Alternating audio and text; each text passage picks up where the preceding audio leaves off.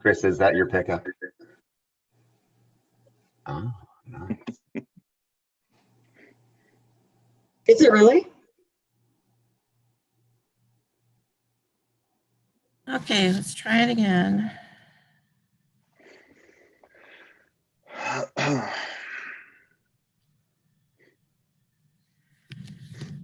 Jeff, did you want to start with roll call? Okay, West Salem Redevelopment Advisory Board, December 2nd, 2020. Jeff Miller, Here. Brandon Fulman is excused. Kathy Goss, not present. John Hannum, Here. Tyler Jackson, Here. Mark May, Here. Samantha Ross, Here. Brittany Davidson, Here. Kirkshank. Yeah. Chris Wilhelm is present. Again, I couldn't hear you. And Michael Ryan. Yeah. Present.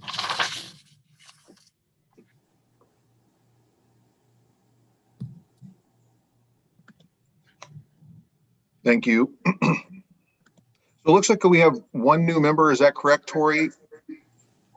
Aaron, Aaron Kimsey, he's not a member. He's with Public Works. He's going to be on later to talk about the library construction project. Perfect. Perfect. Okay. Thank you. It's hard to recognize with the beard. Haven't seen Aaron in a while. I think you guys need to have a City of Salem logo in the background. You know them. Yeah. That would be a badges on. good idea. Yeah. I'll go get my hard hat. Yeah, that's true these days. Well, thank you everyone for jumping on the call this morning. Any approval, additions, deletions from the agenda? Has everyone had an opportunity to look it over? No one has anything. Okay, great. Has everyone had a chance to read the minutes? If so, I move we accept the agenda as submitted. Second. any discussion? Perfect. All in favor, please say aye. Aye. Aye. Any opposed? No. Great. Moving forward.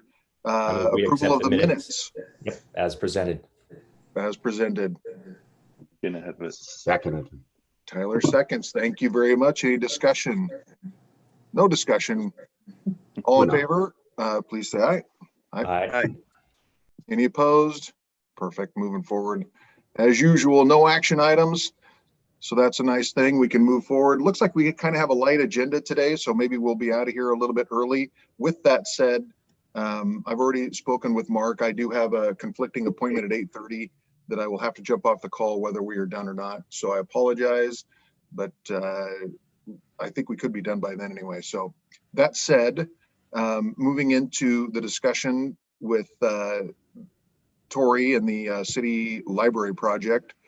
Tori, would you mind taking off? And Aaron, yeah. Yeah. So I was just going to take the time to introduce Aaron Kimsey. He's with engineer with Public Works.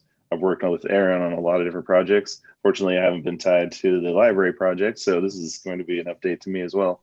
You can see a lot of the work being done as you go by. So just introduce Aaron Kimsey with Public Works to share the latest. Great, thanks, Tori. So am I it for the agenda? Yeah, take your time. All right, I do have a lot of slides. I don't need to share all of them. I wasn't sure how much you guys wanted to see and how far back you wanted me to go. So I put together just a quick deck, and we can go through them as quickly or as slowly as you want. And please, if you have questions along the way, interrupt me and ask questions if you want. So it'll just be real casual. First things first, let's see if I can share my screen. It's always the trickiest part.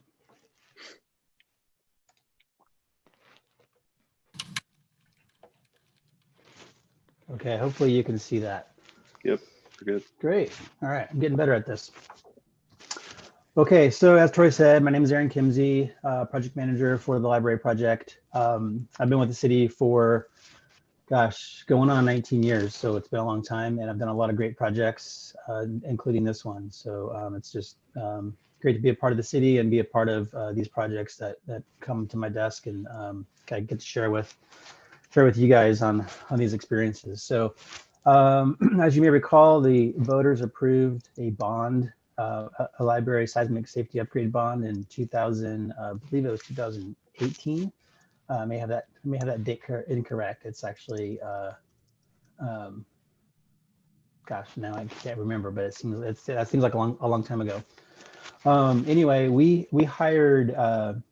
We wanted to do this project through a different delivery method, so we chose design build. And typically on a city project, we will do we'll hire a designer. They'll put together a bid package with all the improvements. We go out to bid, we get a contractor, and we go out and build the project. That's really standard for most of our projects. It's really effective and makes a lot of sense for things like street improvements, water utility improvements, that kind of thing. With a building project such as this, there's a lot of complications that can go into, especially a remodel. There's MEP, mechanical, electrical, plumbing. It's an existing building, so there's a lot of unknowns. It was built in 1972, so the as-builts that we have aren't always completely accurate. And so there's just a lot of unknowns along the way. In addition to that, we had a set amount of money that we could spend with the bond that was approved. We could only go up to a certain amount. And so the fear of designing and bidding and building is you get your bid. Yeah. What was the bond amount? What was your guys's? Yeah, it was 18.9 million, roughly, right around there. So we had that cap that we couldn't go over. So if you go out to bid, you have no idea what that's going to come back at. You could get really good bids, or it could go the other way, and then you could be in trouble. So the design build method is it's actually called progressive design build, and it's a really cool concept. Basically, right at the beginning of the project, you go out and you advertise your project, and you hire a contractor who teams up with a designer, and they're kind of a team, and they come to you and they say, hey, we can build this project for this amount of money. And what that allows us to do is have continual conversations with the contractor during the design, so that he can chime in and say, hey, we can't do that for this amount of money. And we can start looking at some value engineering and how can we move things and change things so that we can afford the project at the end. And they're constantly working with the designer because they're teamed up together to make those changes along the way. And so what it's done is actually allowed us to deliver this project, so much so actually, and I'll go into this a little bit later, we are actually have been able to add some things to the project that we didn't think we could afford initially, because the project has gone so well. We've gotten past some of these risks and unknowns that we thought we might get into, we didn't discover. And so that's allowed us to make some of those changes, mid-project, and say, okay, let's go ahead and add this back in. And it's things that we kind of thought we might be able to do, we hoped we could do. And so the designer brought them up to a point, and then we've kind of stuck a pin in it and said, well, this would be a great thing if we could do it, but we probably can't. Now, where we are, we're saying, hey, let's go back and actually add those into the project. And so it's really allowed us to do even more than we expected. So it's been really cool. So for very front at the beginning of the project, we wanted to develop a vision statement. And I got to move people because I can't see my screen. There we go. So we really wanted to create a space that was welcoming and safe and flexible. That was one of the key words, is flexible and collaborative. We wanted a space that could evolve through time into the future, with technology constantly changing, how people use libraries is changing, and so we wanted to kind of make that part of this project. Now, let's see if I can figure out how to go to the next screen. There we go. So kind of further developing those, that vision statement was these values. We wanted something that was cohesive. We wanted something that was qualitative, that was bright and clean and warm at the same time, something that was welcoming and that would connect to the community. Obviously, there's a lot of culture here in the library. There's some art and just the existing architecture. It's kind of a really cool building. We wanted to honor that and not just go completely away from it. And then performance was a key value we wanted to as well. That we could create an efficient organization and provide flexibility, like I said. So just real briefly, initially these were kind of the project scope items that we wanted to address with this project. So it wasn't just about seismic and structural upgrades, even though that was like the key component. There was also some safety upgrades and just a lot of mechanical, electrical, plumbing, the MEP pieces that haven't really even been touched. Most of them since they were constructed in '72. So a lot of really aging components of the building that needed to be improved. So the walkways around, bathrooms weren't to code anymore. Door hardware, stair railings weren't to code anymore. The roof was in pretty poor shape, being the original roof, and the system upgrades here at the bottom here. We also wanted to do some interior upgrades just to kind of give the library a fresh new look. We wanted folks to, the seismic upgrades is quite honestly not really that sexy when it comes to people coming into a building and seeing a concrete shear wall. It's like, oh, okay, that's what $18 million got us. It's really important and it needs to be done, but it's not something that is kind of an eye opener. Like, oh wow, that's cool. So we wanted new carpet, new shelving, new paint, new furniture, that kind of stuff. So to really improve the space, we're replacing all the lighting to LED lighting, and we've actually been able to go after some incentives for that. And then program changes. The library, as it existed, while it worked well, there was definitely room for improvement. So we brought in an expert that could really lay out the programs and the spaces to figure out how we can better perform for the library users. So this is kind of just a quick overview of what the idea was. So the library has 3 floors, and it used to be 1, 2, 3. Now we're calling this first floor the plaza level because a lot of people walk in from the garage and they don't really realize that they're actually on the 2nd floor. If you're not familiar with the library, you would think that was the 1st floor. So we are changing the naming system so that this 1st floor, which is primarily going to be a staff floor, there will remain some conference rooms down there for the public to use, but primarily it's going to be a staff floor. This 2nd floor, which is now the 1st floor, is primarily the adult collection. And then the 3rd floor, which is now will be called the 2nd floor, is basically the entire area is for kids and teens. I think this next one shows that. Yeah. So we got the collaboration, meeting space, adult collections, and then teen and children's.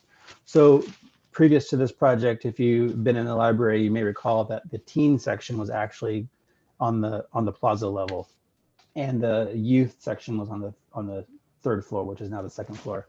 And so we had a lot of outreach, and we heard from families that had potentially, teenagers and young kids. They didn't feel comfortable with sending their teenagers to the depths of the library while being with their younger children at the top floor. And so we wanted to kind of bring them back up and provide them their own space that they could, go and enjoy. And so, and it really creates a nice progression. You can start off on the children's area where it is today.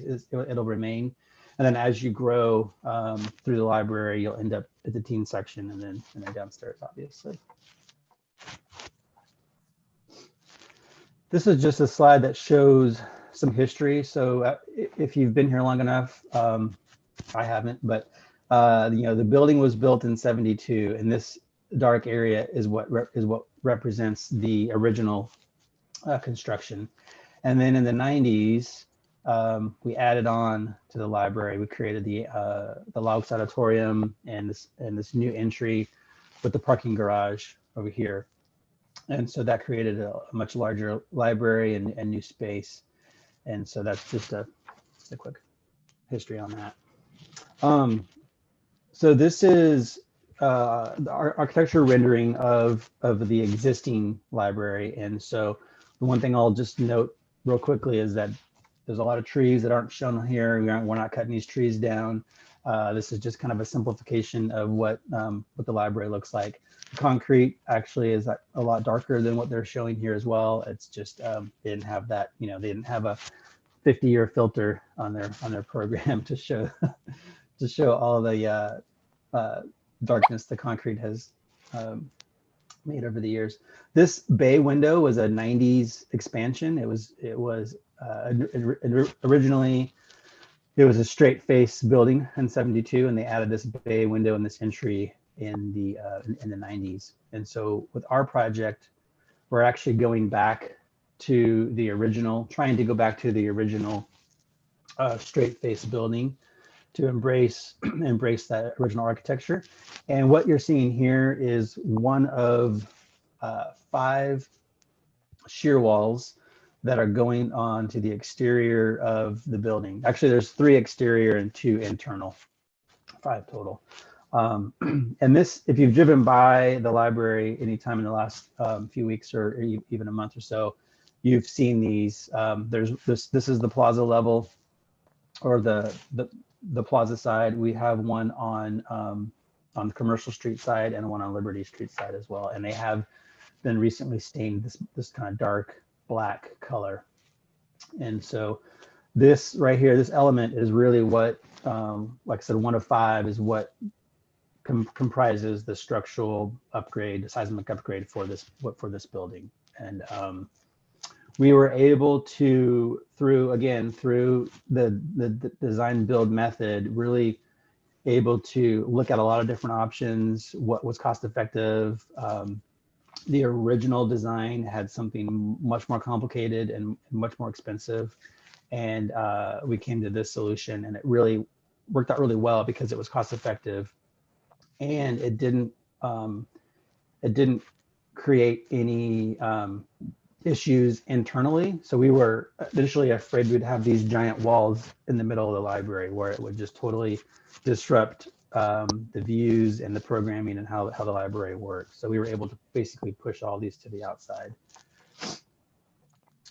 Here is the view on Liberty Street side. So this one is up. What you're seeing here is just a rendering of a cable system that runs up vertically with a trellising plant that will climb that cable over the years. And there's a big oak tree right here that's not shown for simplicity as well. Aaron? Yeah. Real quick. So I'm not totally familiar with how earthquake rebuilds go in these complexes. Is it the idea that these walls that are put in are going to be like the new supports for the roof and stuff like that, or the floors, or that you have to have these now to have them comply?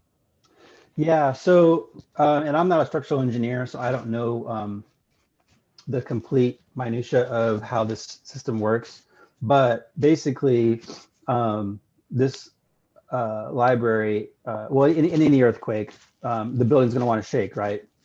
And so without these walls, prior to our construction, there's not very much support laterally. There's a lot of the columns interior that go up, but there's nothing that supports it this way. And it's a really heavy building because of all the concrete.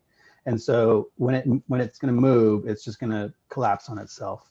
And so these 5 shear walls, the 3 that I've just shown you and the 2 that are interior, basically allow it restricts the movement laterally. And so there's not going to be that big shake on the building. So it does support the roof, but really it didn't the structural calculations didn't show that the roof needed that much support. It was more that we needed to stop that lateral movement back and forth.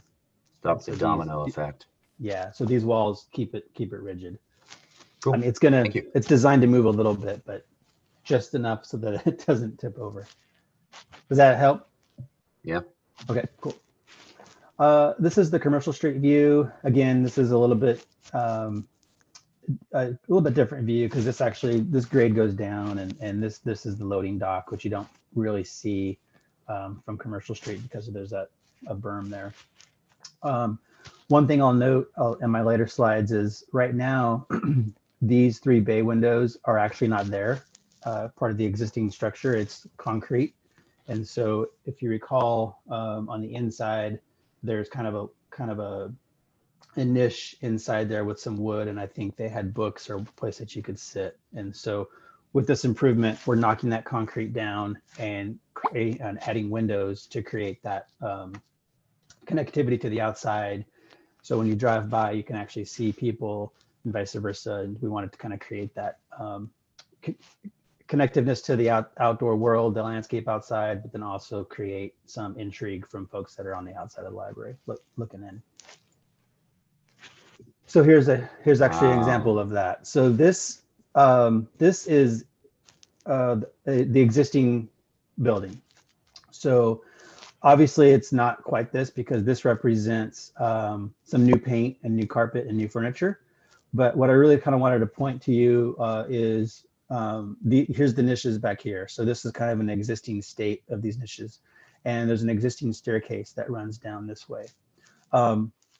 So as part of this project, this was what we thought we could do. We could paint it, we could carpet it. One of the things we wanted to do was expose the waffle slab.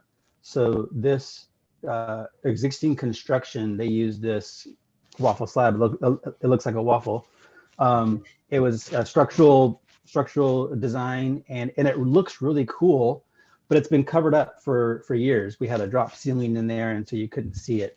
So the architects right away said, "Hey, we want to expose that and create that intrigue and kind of honor the architectural design." And so we're dropping that out and we're exposing that. The library foundation was really instrumental to this project as well, because they wanted to help support this project as well. And so we came to them and said, "Hey, we can do this amount of work, but it would be really great if we could do some of these extra things, some of these programming things." And they said, "Hey, we would love to support you guys. We're gonna donate some money." And so some of the things I'm about to show you are a direct result of their generous donation. So these niches back here, these are things that we couldn't afford originally, and we thought they'd be really cool and really neat. This staircase here is not ideal. It interrupts the sight lines for the librarians. It's kind of a big monstrosity of a staircase that comes down and interrupts the ability to have additional shelving. And so we said, let's get rid of it. And so with their generous donation, we were able to open up these with windows and we wanted to create more natural light and get that in there. And we got rid of the staircase, and now we're going to have a kind of a floating staircase that comes down to the right here. I'll have another picture that shows that. This wall over here is one of the interior shear walls, and this wall actually is going to become the public art wall. So with a project like this, with public dollars, we need to put money towards public art. And so similar to the police project, they have their art outside. Ours is going to be a lot less money because it's not as expensive a project, but it's going to be an internal art project. This is just an example. It's not what it's going to be. We hired an artist, and she's working on her design right now. So we'll unveil that at the time of the opening. But that's the location of the public art that she's working on. Aaron, yes. With removing the drop-down ceiling, did you gain some height to it? Yeah, absolutely, we did. We definitely gained some height. Probably about 3 feet. Wow. And surprisingly, one of the concerns was what's up there. And it's actually really clean. There's not a lot of mechanical and plumbing up there. There's the fire lines, and that's about it. So Is it going to affect noise? a little bit, but not very much. We have a sound engineer that looked at that, and that was one of the concerns was, is it going to be just super loud? And because of the distance, it's not really going to add a lot of noise. Over here in the teen section, I can kind of see that we are because that's a shorter distance to that waffle slab. We're putting in an insert, like a soundboard insert into each of these boxes that will capture that sound and make it better. Are you trying to say the teens are loud?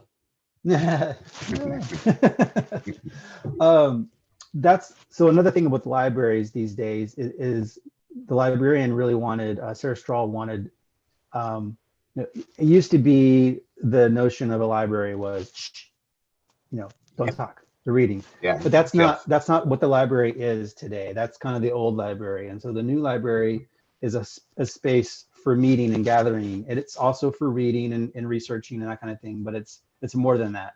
And so we're trying to create spaces, for a lack of a better term, on like, this is kind of a, or maybe it's zones. We have a kind of a more social zone here, and or these here. We have, I think 5 study rooms, various sizes. So that's something that's going to be really cool too, because we kind of lacked that in the previous library. What is the average time that people stay in the library right now? Is it was that? That's a good question, and it's something that I don't think I have a true answer for, but we have been talking about parking over in the parking garage, and right now it's metered and you have to pay for it. I think we're going to be going towards a free model for a limited time, and I think we're landing on 3 hours. So I think there's that thought of you can come in, you can, some people come in and get a book and leave, and then like moms or dads or parents or whatever, they can come in and there could be a children's program where they might want to stay longer. And so we kind of thought that 3 hour time frame gives those that want to come and stay and do work or do a program can be there for that length of time. So, but there's no science. What about the walk-in crowd that walks up into it? I mean, there's probably some metrics on how long they stay in a library, or they're. Yeah, they're probably. I don't have those. I'm sorry. It's okay. Yeah, I think there's, like I said, some come in and check a book or have a book on hold and then are out the door. This is just another viewpoint of kind of the same picture. You can see more of the staircase coming down, with the windows in the background. This is a before picture with the staircase, and then the wood back here, and then the same view without that. So you can see it just really opens up the space. Here's another improvement that this kind of went along with the added space. So this viewpoint is the staircase up to the floor, which is now, not to confuse folks. But with the added staircase that's kind of behind this viewpoint, this staircase became redundant. We didn't really need it. So part of the thought was, okay, if we add that staircase, let's get rid of this staircase, and then we can infill this area up here and create more square footage for books and seating area on that 3rd floor. So kind of looks like this. So we still have the staircase going down to the plaza level, but we don't have the staircase going up anymore. And so this is does that mean there's only one staircase then going up to the top floor? Yep. Okay. Well, no, that's not true. There's 2. There's the one when you right by the front. Right by the front. That one is still there. That goes directly up to the kids area, and then this one will go up to the teen area. So this is a viewpoint on the 3rd floor or 2nd floor where we're calling the teen scene, and this shows the existing staircase that was there. And this represents a picture with it removed. So, another space for books, like I said, seating area. There's another viewpoint. It just, the staircases where they are just didn't fit. It was really confusing. And so this improvement allows for a lot better use of the library space. The teen scene is back here. They're going to have, this would be a window closed off area. They're going to have their space. I don't have any renderings of that, but just a kind of a cool hangout for them with TVs and video games and booths. As they have their own study room that they can use. And so they have their own kind of hangout space. And all the books back here are teen books. So they have a much larger collection space than they had previously.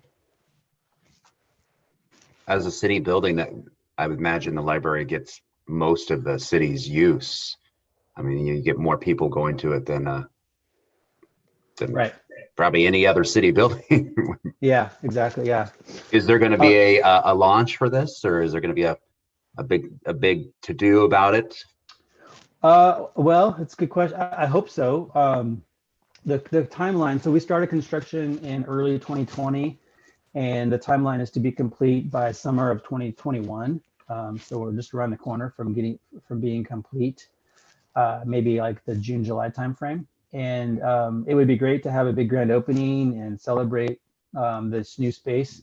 I think a lot of that is going to be dependent on COVID and where we are with those types of restrictions. Hopefully we're working on vaccines by then. Yeah, it's kind of a work in progress as far as how we're going to roll this out. We've got to move everything back in, obviously, from the Broadway location and all the books that are in storage. So that'll take some time, but yeah, hopefully we can celebrate appropriately. With the expansion of this, are you going to close the other ones? So Broadway, where we are currently, is just a temporary location that will go away. The West Salem location will stay intact as is. So we wanted to make sure that we, I mean, ideally we would have more satellites besides the West Salem satellite. I think there's a desire to get into other parts of the city, but that wasn't in the cards with this project. This is another improvement that was funded by the foundation. This is an existing, quasi-existing rendering of this triangular shaped room, which was added on in the 90s as part of the 90s improvement. And it's where the discovery room is. So if you've had kids or have kids, you go up there and there's that little space up there that's always changing into something new for the kids to interact with. We didn't like this because when you walk in from the main entry, it creates that lower ceiling for a lot longer than it was intended as part of the original design. This wasn't here as part of the 72 construction. And so we wanted to remove that and bring back again, honor the 72 design. But what that meant was we needed to move the discovery room. So where would we put that? So what we did is we opened it up, got rid of that room. And so you can see it just totally opens things up and really provides a more view. Here's what it looked like when you walked in. So that low ceiling kind of carries you into the space. Now you see this. And so it's just much more open, much more inviting space. Here's another viewpoint from the teen area up on the 3rd floor, looking over there. And now it looks like this. So quite a big change. I think this is I got a lot of viewpoints of this one. It's amazing. It's over there, and then it kind of opens up. So really cool. So this is it from the children's area. This is kind of what it looked like before. You had this triangular shaped room. We got rid of it. We're moving the discovery room back here in the back. So if I go to the next shot, so the kids and the adults that are up here have a really cool view looking down. This is going to be a floor to ceiling window that they can kind of interact with and be part of, be connected with the main library. The discovery room's back here. Another before picture, and then after. I think I have another one that's Okay, this is inside the Discovery, and then this is kind of in the Discovery room, which is now just going to be a window looking down. So it's really neat when you're down here and you look up, you can see into the children's area and vice versa. So it's just more connectivity to everyone. Which With is the cool. openness of all the spaces, is there going to be a closed off area for the kids that are less able to be quiet? There Again, with the new theme of the library. There's only closed off spaces are the Discovery room, and then we still have story rooms upstairs. There's 2 story rooms up there that they use for reading time and for a whole list of things. So they do have, if they're going to be loud, I guess there's a space for that. But where we in the main area, it's just kind of a place to hang out. So this is one of the last, I think I'm getting close to the end here. The front entry, nobody that I've talked to, including council members, was a big fan of the front entry, the existing front entry. That tunnel, it's dark, it's gloomy, it's just an odd entry. It's not very inviting, and it was something we didn't think we could afford. It was like, yeah, that's a long shot. We can't even go there. And the foundation really, out of all the improvements I just showed you that they helped fund, they really wanted to do something here to the front entry. And we were like, I don't think we can do it. And they didn't have enough money to just pay for it all. So we stuck a pin in it and we moved on. And up until just recently, actually, in the last couple of weeks, it was looking like we might be able to actually fund an improvement here. We got past all the high risk, got out of the ground with our footings and foundations for the shear walls. We didn't find any archaeological finds, which was a concern. And so we had a pretty healthy contingency pot that was kind of sitting there for those unknowns that didn't get used. And so we went back to the designer and the contractor and said, hey, let's flesh this out a little bit and see, are there improvements we can do here that we can afford? And the answer is yes. So we had some money identified that we wanted to use from the city project. The contractor actually had some surplus, not surplus, but allowances that they didn't spend also, that they were able to give back to the city. And then the foundation generously again came to the plate and said, hey, we would love to help fund this portion of the project. And so so we're able to do this. We've added it into the contract and they'll be working on this front entry. So this rendering is not the final rendering. It's actually going to be modified slightly, but the main goal is removing the tunnel, creating kind of more of a plaza entry where people can meet and gather and, hey, meet me at the library in front of the big tree out front. And it also ties in the Laux area better. Right now, it kind of feels like they're 2 different spaces, which they are, but they're all part of the library. And so this allows for that, again, for that connectivity, that, there's some hangout here. I got multiple shots of this. There's another tree right here that's not showing. So we get to look back. Here's a look from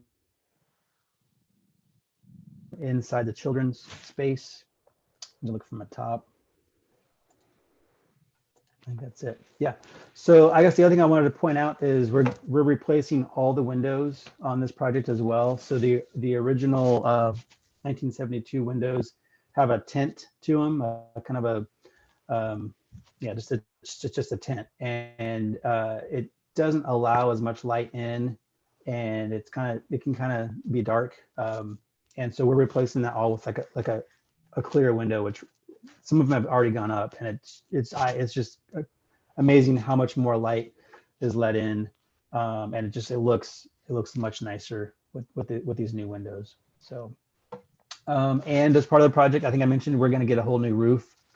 So the 1990s roof on the Laux and the expansion is already in good shape. It's a great roof, and it's got many years to last on it. But the original 72 roof is in poor shape. So that's going to be completely redone and overhauled. So that is the end of my presentation and those slides. Any questions or questions? Is the concrete going to be refinished? On the outside? Yeah. Yeah. No, I think they have an allowance to power wash it to try to clean it up a little bit. But no paint or anything like that on the existing structure. Okay. Any enhancements to the Laux? Yeah, actually, there are some enhancements. Mostly, the structural improvements were pretty minor. There was a need to do some things structurally, nothing major. One thing that we're doing with this project as well is actually the library. The audio and video or visual components of the library were not part of the bond improvement. They weren't eligible for per the bond definition. They weren't allowed to be a part of it. So the library has come up with some funding to fix all the audio and video components of the library. So the Laux is going to be getting a major overhaul in those system components, and then the PA system for the entire library is getting overhauled as well. So some of those kind of ancillary things that are really important to having programs and being able to communicate within the library are going to be fixed as well. And one last thing that I didn't even talk about is the parking garage. It kind of gets forgotten about because it's a parking garage, but it did receive some of the similar structural upgrades that the library had, and so it's basically got shear walls just like the library does, and all that work is going to be complete with this project as well. Aaron, thanks for joining us. I have a quick question. You had mentioned the bond of 18 plus minus million. I can't recall the exact number. I was trying to look it up here, but regardless, you had also mentioned that there was the foundation threw some dollars into it. Do you have a total budget number, including the foundation numbers for the project? Yeah, I do. And actually, so it's more than 18. So the foundation, when all said and done, has donated about $625,000 towards the project. And then when we sold our bond to get the money, we actually I think got a pretty good deal. Similar to the police station, you can get a bond premium for that sell. And I don't know banking and how all this works, but we basically got a premium of an additional $1 million to add to the bond. So we actually had 19.6 instead of 18.6 for the bond sell. And so together with that, with the foundation, we're sitting right around a little over 20 million on the total project. Gotcha. Thank you. Any other questions for Aaron? For if there's more like management and questions for like librarian and stuff like that for new planning and all that stuff, where do we go to get that information for the next? So, I mean, do you have like specific questions on how the library will operate, or? Yeah. Okay. So, I mean, I would talk to Sarah Strahl. I mean, I would go straight to the librarian. You can, I think you can find her email address, or maybe Tori can send it to you. I think it's sstrahl@csalem.net. Thank you. Yeah, I would ping her with any questions you have about the library. Great. Yeah. Hey, Tori, I'm sorry, just shifting gears. There was two names that popped in. Looks like a communication back and forth. Did you notice that, or is that just on my screen? Oh, I think that's Aaron. He's sharing. I think his it was screen, me. so he probably Yeah. got a message. Somebody was Oh, messaging okay. me. Yeah. Gotcha. It's one of those when you're presenting, it's like, oh, that's coming up. That's visible. Perfect. Yeah. Anything else? doesn't look like it. Aaron, thank you very much Okay. for joining. Thanks, Aaron. Thank you, Yeah, Aaron. absolutely. What the project is, yeah. Super Thank you. exciting. Absolutely. So yeah, we're moving along, making great progress, and yeah. Are you on schedule? Yes, yeah, we are. We are on schedule, so things are looking good. That's been with COVID, we didn't know where things were gonna land. Would we have to be shut down? Would we have material issues getting, there's across the country, shipping things has become really difficult. But we've been able to order things because of the design build method. We've been able to order things early that have long lead times and get them, and kind of keep track of those issues. And so far we haven't had any issues with COVID. We had one crew, the roofing crew, had a positive test, and because they were isolated on the roof, it didn't really impact the rest of the project. So they went home for a couple weeks and came back, and no other positives on the site. So they kept moving. And Hardest Right from the very beginning has been really aware of COVID. We have a mask requirement on the project since March. 100% of the time on the project, always wear a mask. We do temperature readings before anybody enters the site, and have a questionnaire of any symptoms, that kind of thing. So they took it very seriously back in March before a lot of folks were, and all of the subs and all of the suppliers have bought into that culture, which has been really great. And I think that's a testament to Hardest Right and managing their team. And as a result, it's allowed us to go kind of full steam ahead and be on track. Yeah. So that's been good. How's that progressive design build style? Is it something that the city has liked so far and wants to use those more than the bid to purchase kind of? Yeah, it's definitely something that we are using more. It has a time and a place. Like I said, for the simpler projects, it doesn't really make sense. You can go out and design something like a road or a utility project with not a lot of risk, and you kind of know what it's going to be, what it's going to bid for. Yeah. But for these complicated projects, we're definitely looking at it more. The police station did they did a CMGC method, which is it's kind of a nuance. You hire a designer, and then you wait like 3 months, and then you hire a contractor. And so you force that marriage, if you will.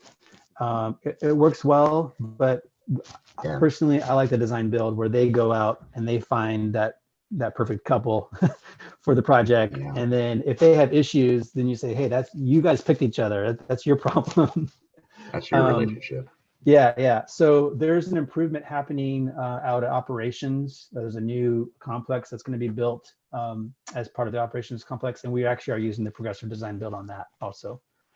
I think we might be using the same team that's on the library. I haven't got confirmation on that, but we might be having the same team there. So the continuity will just kind of continue on, which would be great. And Aaron, perhaps I missed it. What's the ETA to finish this thing up and wrap it up? July 2021. Okay. That's our goal. We should be done for sure with the project by end of May, early June, and then it's just going to be how long it takes to get all the books back on the shelves. So when you can imagine when you're packing up the books, it's kind of like take them off the shelves, put them in a box, and send them away. The move back in is much more difficult because you got to actually put the books in the right spot. You can't just throw them on the shelves. Is it still in a Dewey Decimal System style, or? You're asking engineer library questions. Yes. I think there is some Dewey Decimal System still in place, but they also have another system that they use, and I can't remember the name of it. But yeah. Google. So. Aaron, thank you very much for your time. Yeah. Thank you, guys. It was nice to see the renderings. Thank you. Great. All right. See you guys later. Thanks, Aaron. Bye. Have a great day. Yeah, and actually with that, Mark and Tori, I'm going to have to jump off here for this 8:30 that I can't avoid. I apologize. I hope everyone has a great day. There still should be a quorum with 7. Was it 2, 4, 6, 7? So we still have quorum at that point. shouldn't disrupt anything there. So thank you, everyone. Have a great day. Thanks, Jeff. All right, Tori, I'm pulling up the agenda.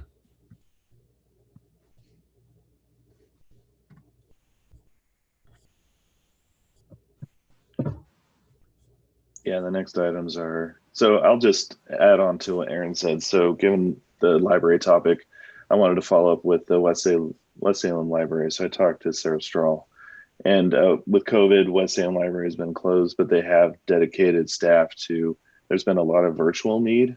So cloud library, Canopy, movies, different things. So they've been doing a lot to support the community through streaming.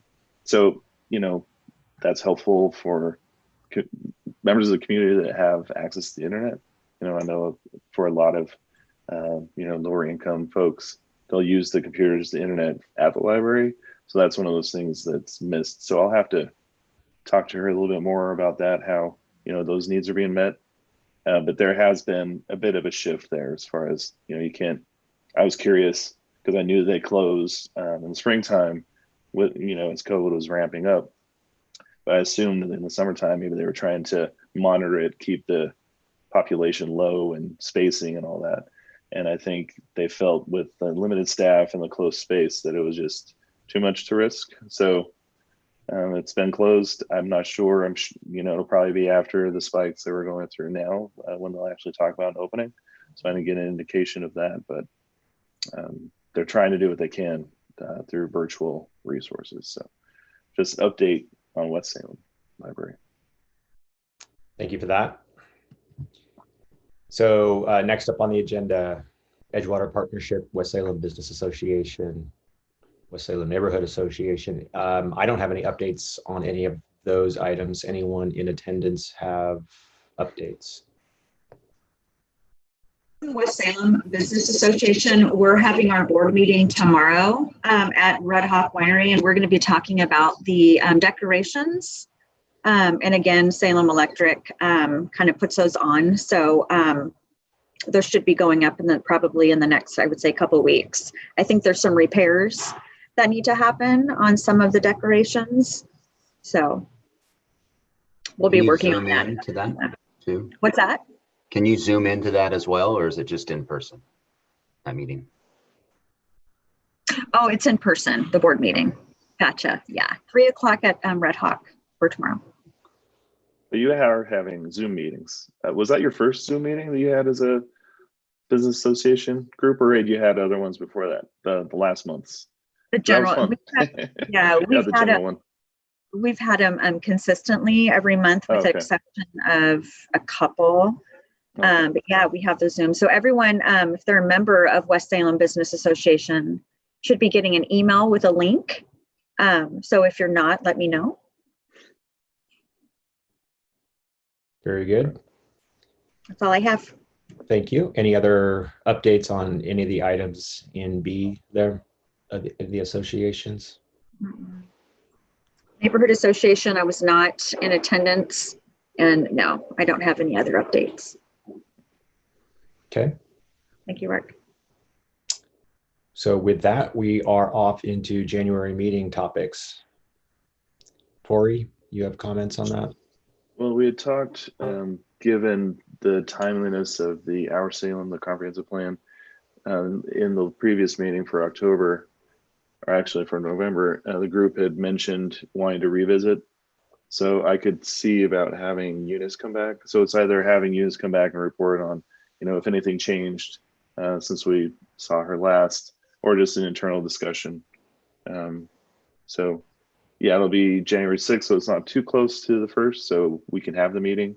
But that was what I noted from the previous meeting, is that the group, given the movement of the comprehensive plan and the timing since February, is where they're wanting to kind of conclude the phase and report back to council on it. We gave you guys another opportunity to revisit some of those topics. So. Sure, that makes sense. Yeah. Any of the other members have items they'd like to see added to a January agenda? Tori, do you know anything about like a recreational plan for West Salem at all for utilization in the like the waterfront district or? Sure, I can check as far as Wallace Marine Park type of recreation. Yeah, I mean, or yeah. So that just, things for enhancing the relationship of West Salem to the city and, all that stuff. Yeah. Is there a recreation plan for our area at all, or like for? I can check. I know that Wallace Marine Park, for example, is used to, for the baseball resources and things like that for different softball groups, soccer, things like that. I'd have to check to see if there's, because I know like Riverfront Park, they have their, for City of Salem events in the summertime, post COVID in those situations when you can actually congregate. So I don't know if there's any engagement, like spillover ability to bring some things into, say, Wallace Marine Park and have that engagement into West Salem. But I can check to see. There's been a lot of activity down there in the summertime around like the board sports and the stand-up paddleboarding and kayaking and all that stuff. I didn't know if any of that stuff has been kind of visited. Yeah, I can check. I know, downtown they've talked about engaging the waterfront more, and that's something, if it's popular as an urban renewal project, the structural things we could contribute to, obviously we have the boat launch area, but there could be additional recreation. So I think that's a good point. I can check. I was wondering about the little further, I don't know which direction it would be, west, closer to Capitol Manor. There's the old kayak barn down, is, figuring out a way to connect that to the Wallace in some sort of a floating style like you see in Bend, or where they could connect from that. Yeah, that's a good point. Into downtown. I don't know if there's a plan or. Yeah, that's, when we've done our renewal plan that advanced to our action plan, we looked at one of the things that came out of it was, engaging the street. Like we're starting to see the Thursday market, so the whole street plaza kind of idea. Right. Festivities, streets, and the other part was connecting to, recreation, the river, and the parks. So that's definitely something we can look into. So I think that's a good point, and maybe that can be a discussion in one of our other meetings. I'll do some research and see. It draws a lot of people to a business district, and if you end up putting in some sort of a shuttle that connects Wallace to up above, and you're driving back and forth down Edgewater, looking at all those businesses every single time, and people start to go, hey, there's all these different shops. Area. Yeah, I want to go live in this area, and then have this I can see all the time. So that's a good point. Okay. Anyone else? Any items for good of the order? So while we're on the topic, if you can tell, I think the chat function's off this time. So given that it is a public meeting, we have to keep the chat record, and we'd include it with the minutes. So if you prefer to have that function live, because I know that people that experience Zoom, I think that we'll have to turn off the chat between each other, because that would be kind of weird to have that as part of the record. So it'd be just a general, if you had a question of the presenter or internally as far as a conversation, it is a nice feature that way if you don't want to have to like verbally speak up and be on video. So we can make that available. You just have to know, just let me know maybe this time if you like having that function live and you're okay with having your, your chat discussion as part of the minutes. At last meeting, you were going to address possibly something about the trash. So I did follow up with that. Let me bring that up. So I checked with Public Works, and they coordinate with ODOT, since the bridges are ODOT structure. Yeah. And so he was saying that they did a cleanup on November 10th, but it's one of those things where they do constant cleanups, right? So I don't know. Let's see. So the 10th, I guess it said that Mark Bechtel is who I reached out to at Public Works. He's kind of been the person to help coordinate with ODOT. And he was just saying that, there's the cleanup. It was clean for some time, and then since campers are starting to return, So it'd probably be another coordination. Is that a probably monthly thing? It could become a monthly thing until another solution is found. So, And then is that I mean, there's that new project that came out with about collecting trash for cash or whatever it is. Is that being also done in West Salem, or is it citywide, or is it? I think it's citywide. I'd have to look into it more. I remember reading about it and having conversations about it. My understanding is a citywide effort, but I can look into that a little bit more. Any option for adopt that road kind of thing like we talked about? Or if I wanted to adopt that section of highway right there? Yeah, that's a good point. Let me ask them and see if there's something that, maybe having a community, your ownership of a section of area to help with the cleanup effort. I'll check on that. Thank you. I'm sure that there's, obviously COVID, but there's also probably security and other things, but let me see what they say about it and see if there's something that we can do there. Are they going to put more garbage cans down at the waterfront to start collecting, like big garbage dumpsters and, because there seems to, as you walk across our cool Union Street Bridge, there seems to be a growing amount of trash that's going to end up in the river once the flooding levels increase and stuff. Has there been any discussion on that about? I have not heard anything. I can check on it. Okay. Just the camping is whatever it is. I mean, people need a place to sleep. I get that, but the trash seems to be increasing. Yeah, and I know council, the homeless issue has been brought up a lot to council. They have dedicated additional funds to they have building something. I think that's going to be an ongoing conversation. So as I track it with council, as it becomes a topic, they just recently identified funds. I want to say it was like $1.4 million.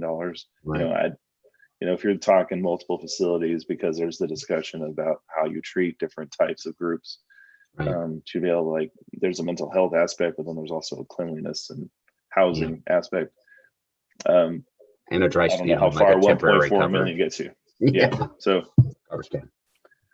I'll track it, and then I can share with the group when it's going to be a conversation at council, if you want to attend and track it as well. Yeah, just if there's going to be a spot in West Salem that's going to be that we should know about, or that there's a new billboard coming into West Salem, a new digital board.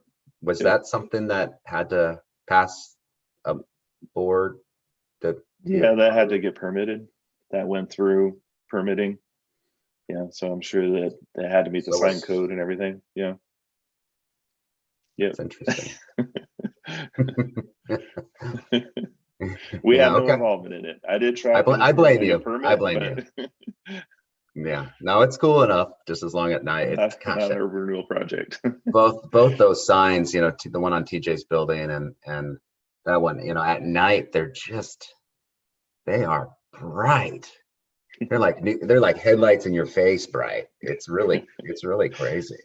Yeah. But okay. That's all my questions. I'm done. No, that's excellent stuff. Anyone else, again, for the good of the order? Okay, I think that's all the business. And with that, we are. Oh, wait, let me get from you really quick. Do you want to have the chat function up? Oh, do you want to have that included in the minutes? Do you like it? Is there is there downfall? Is there bad? No, it's just, we share just like minutes. Minutes go out to anyone who requests it, they'll just be able to see it. It'll be on the website. I mean, for the most part, it's the same conversation, right? You guys are, I would say your decorum is, I think we should good. We should totally have it, I think, Corey. Have that live. Okay. And I'll include it. And we would just be to everyone, right? Yeah, so it'll just be included. So when you go through the minutes, you'll just see it there. It wouldn't have to be like, did you guys approve the conversation you had at the last meeting? It'll just be as part of the public record. That's all. I think we should have it unless someone disagrees. Okay. How long does it last for? It'll be there forever. I mean, it'll go off the website, but if someone requests like, hey, I want to see what Tyler Jackson said in that chat, like January. No public office. No public office. Just as long as there's an internet. Yeah, as long as there's internet. All right, we'll make sure it works for the next time. I just wanted you guys to be aware. Okay. All right. No further business. We are adjourned. Thank you. Thanks, guys. Merry Christmas. Christmas. Yeah, have a good holiday. Happy New Year. Merry Christmas. Bye.